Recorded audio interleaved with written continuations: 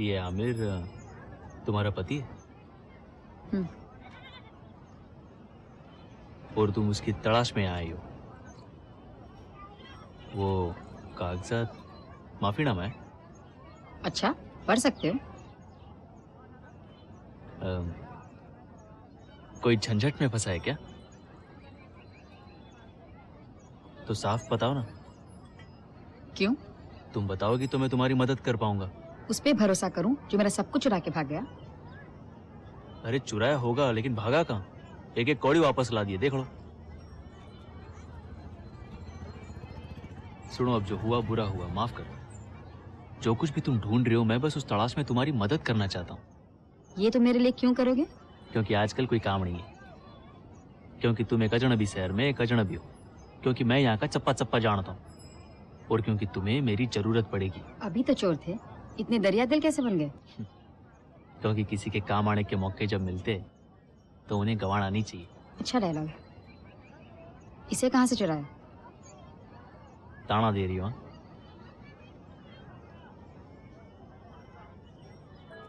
ठीक है। तो अब पूरी दास्तान समझ में आई। तो हमारे पास उस फोटो को छोड़कर और क्या है? और भी तो कुछ होगा ना? ये क्या है? जो चुप रहेगी जबाने खंजर, लहू पुकारेगा आस्तीन का। इस दीवार पर लगी फोटो देख रही हो? जानी पहचानी जगह लगती है, पर ठीक से दिखाई नहीं दे रहा। चलो मेरे साथ।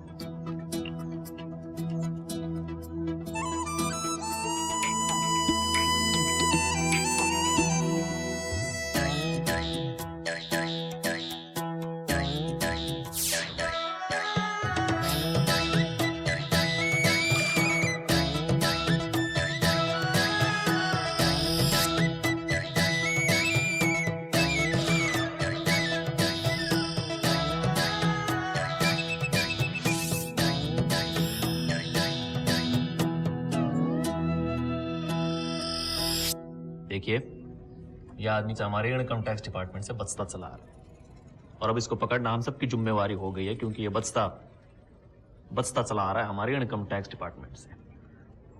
और इसका एक बड़ा सा ब्लॉग कर दीजिए। इसकी फोटो हम चारों तरफ लगा देंगे। आप एक फोटो हर जगह लगाएंगे, इसकी कॉपी नहीं चाहिए? स्मार्ट है आप। हमारा इनकम टैक्स डिपार्टमेंट आपका एहसानमंद है, बल्कि मैं तो कहूंगा कि पूरा देश आपका एहसानमंद है। और यहाँ इस हिस्से को बड़ा करना है।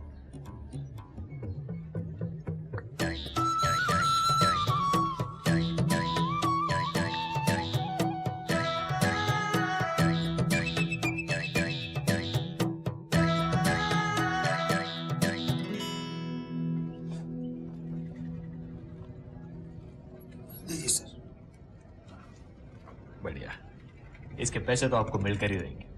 आप बस हमारे इनकम टैक्स डिपार्टमेंट आइए और एक कार्ड दिखाकर हाईग्रीव सिंह का नाम ले लीजिए। वो फौरन आपको चेक काट कर दे देंगे। नहीं, आप बिल्कुल मना नहीं करेंगे। धन्यवाद।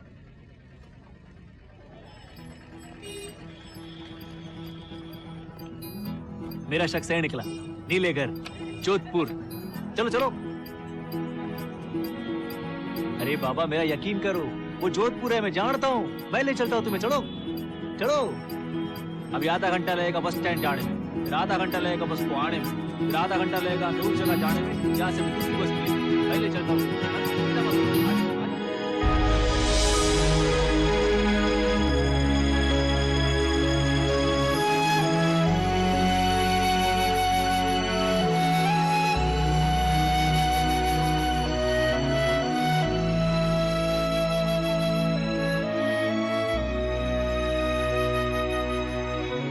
अब उस जगह की तलाश जहाँ से ये तस्वीर ली गई थी। यानी?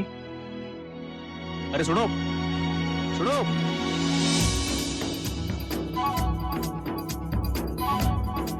बड़े चने खा के घोड़े जैसे ताकत पाएंगे हम लोग। Very cheap, 500 rupees 1 bangle. हम वक्त रुकने का नाम नहीं लेते। अरे कहाँ जा रहे हैं हम?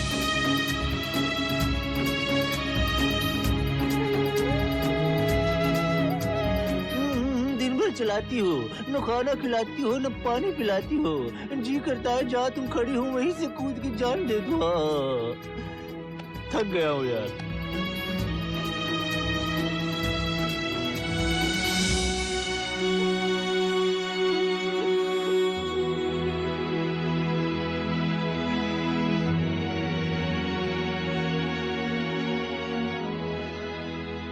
वो यहीं खड़ी थी। अब क्या करे सरदार? इसका क्या मतलब हुआ? मतलब ये कि आधे तुम्हारे आधे मेरे। क्या? अरे हजारों घर होंगे यहाँ। तो हर दरवाजे पे तो नहीं जा सकते ना। मैं सारे राजस्थान के दरवाजे पे जाने को तैयार थी। 1000-2000 का क्या है? अरे देखो, हमें तो ये भी नहीं पता कि वहाँ रहते भी है या नहीं। शायद छुट्टी पे आए थे। ये तो पूछताछ के बाद ही पता चलेगा हे ना। भगवान। अच्छा रुको रुको, ये सरासर बेवकूफी है। शायद एक और तरीका है। जी, हम आपकी मदद मांगने आए हैं।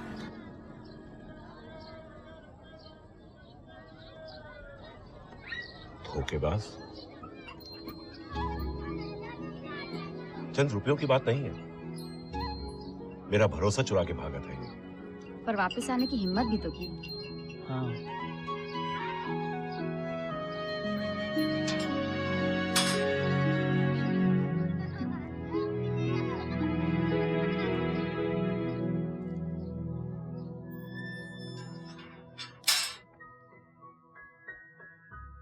कोई शक नहीं, ये लोग राजपूत हैं।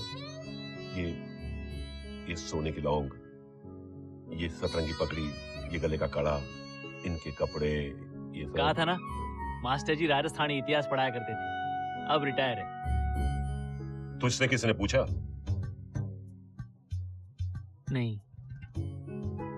इसके आगे कुछ समझ में नहीं आ रहा। इनकी जात ये। मास्टर जी। ए, मास्टर जी, क्या? मैं सोच रहा था अग्निवंशी। नहीं होंगे।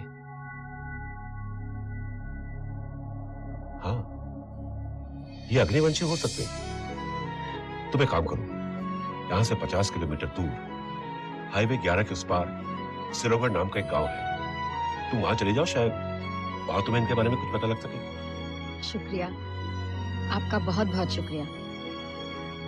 धन्यवाद मास्टर जी। जी, क्या ये शंकर सिंह का घर है? जी। मेरे पति और शंकर दोस्त हैं। थे। आइए।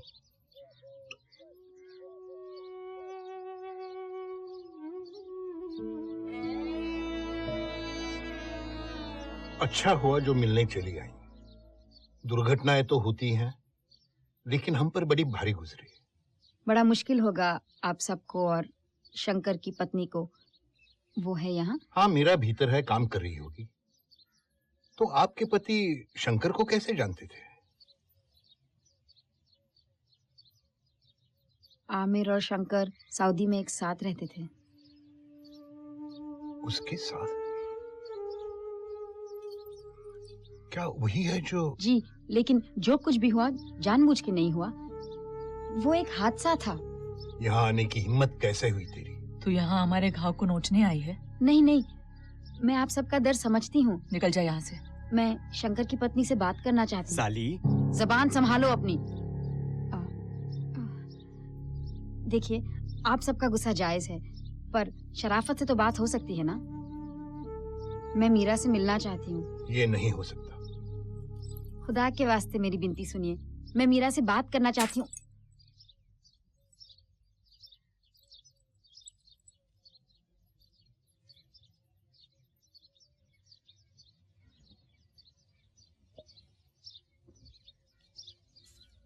निकल जाओ यहाँ से।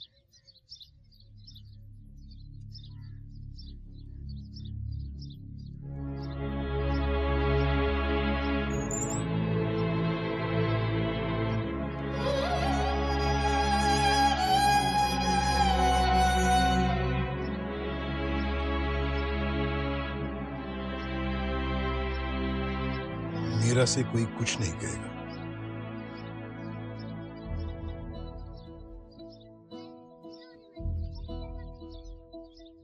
क्या हुआ? अरे कुछ तो कहो। उसे मिलने का कोई तो तरीका होगा। मैं उसे एक बार बात कर लूँ ना तो उसे मना लूंगी। हम यहाँ उसका इंतजार करेंगे और पता लगाएंगे वो कब और कहाँ आती जाती है। हमसे तुम्हारा मतलब है कि तुम और क्या? मैं और क्या? तो ये तुम्हारे रिश्तेदार का घर है। हाँ, एक छोटा सा झूठ था। तुम्हारी सोबत में कहीं मैं भी झूठ बोलना ना सीख लूं। तुम तो मुझसे कुछ सीख नहीं रहे हो। अरे नहीं नहीं, ये सच नहीं है। अब उन्होंने सीखा है कि औरत का लाइफ आदमी की लाइफ से कितना डिफिकल्ट होता है, मालूम? बात करता है। हाँ, लेकिन ये मीरा की जिंदगी एकदम बेकार है। अच्छा हुआ अपन साला आदमी पैदा हुआ। चलो, आधी दुनिया पे क्या गुजरती है इसका कुछ तो एहसास हो रहा है तुम्हें। तुम औरतों के साथ ऐसा ही होता है क्या? तुमने अभी देखा ही क्या है। हाँ, मतलब हम लोगों की पत्नी मर जाती है तो हम दूसरी शादी कर लेते हैं, पर तुम लोगों का पति गुजरता है तो तुम बेरंग कपड़े पहनकर पूरी जिंदगी कैदी की तरह गुजारते हो। नौकरों जैसा काम, ना नाच ना गाना, और पूरी जिंदगी अकेले, किसी मर्द से संबंध नहीं। सोचूं तो भी डर लगता है। अब जब मेरी नजर से दुनिया देख ही रहे हो, बताओ क्या पता लगा कर आए हो? दिन में एक बार बाहर जाती है, मंदिर।